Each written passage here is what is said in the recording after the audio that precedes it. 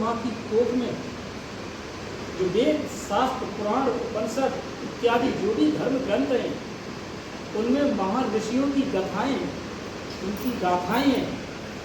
यहाँ तक कि राम, यहाँ तक कि कृष्ण जो भी इस धरती पर आए हैं, क्या उनके जीवन में कठोर मेहनत नहीं थी, कठोर तपस्या नहीं थी? क्या उनके जीवन में दुख नहीं आए?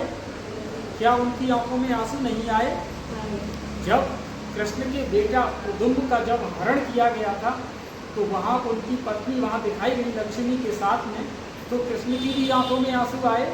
वो भले ही उनकी पत्नी की वजह से आए, हालांकि वो जानी जानन हार मानव के कनेक्टिविटी में थे वो, लेकिन फिर भी पत्नी के प्रति अपने प्रेम को उन्होंने यहाँ पर दर्शाया समाज को। राम सीता का जब अपहरण हुआ तो वो भी जंगल जंगल घाटों में तक वो घूमे।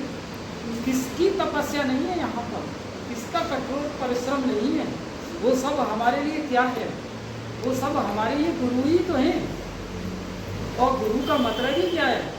गुरु का मतलब है गु मानी अंधकार और रू मानी प्रकाश, कि जो हमें अंधकार से प्रकाश की ओर ले जाता है, तो वो गुरु कहलाता है।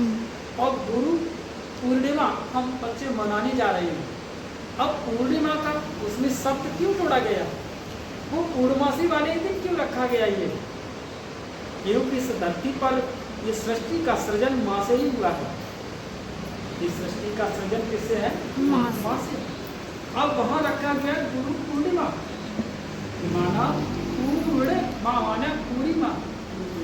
गुरु जो हमारे जीवन का जो मार्गदर्शन कराता है वो हमारे लिए क्या है? पूरी माँ है, पूर्ण माँ है वो।